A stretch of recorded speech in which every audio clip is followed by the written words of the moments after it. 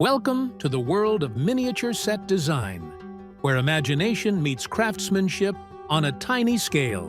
From detailed props to realistic landscapes, miniature sets capture the essence of storytelling with precision and creativity.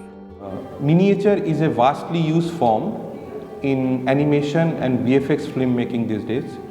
All big industries are using miniature to create their atmospheres for the films. We thought that we should give our student the benefit of how the industry is working these days. That's why we made this project, and by doing that they have learned a lot.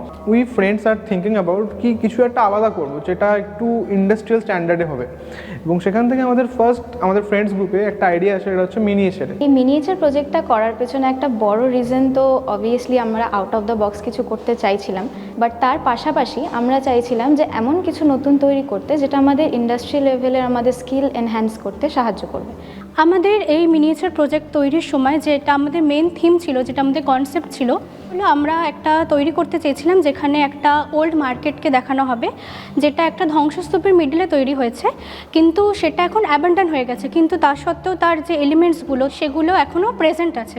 তারপরে আমাদের একটা বড় challenges ছিল, যেটা হচ্ছে আমাদের ওই বড় বড় স্ট্রাকচারগুলোকে কিভাবে আমরা ওই একটা ছোট জায়গায় স্কেল ডাউন করে আনবো, এবং ওইটা করার সময় আমাদের অনেক ম্যাথমেটিক্যাল প্রসেস আমরা তৈরি করি এবং পরবর্তীতে ওগুলোর একটা স্ট্রাকচার তৈরি করি আমরা। এই সেটে আমরা কার্ডবোর্ড, আঠা, শোলা, স্পঞ্জ ইউজ করেছি। আমরা এখানে ইট হিসাবে কার্ডবোর্ডের ইউজ করেছি।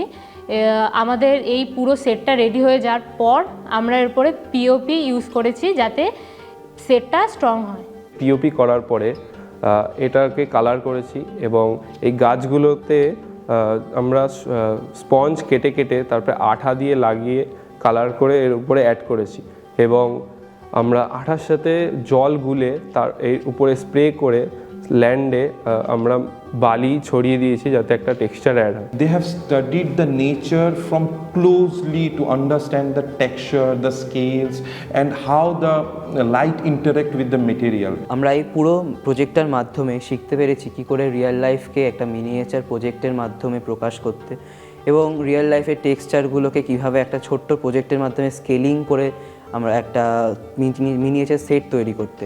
In future we will do so many projects like this to help our student to get the benefit of the industry. Seeing how these tiny creations pack a big punch in storytelling, whether it's for film, art, or display, miniature sets continue to captivate and inspire.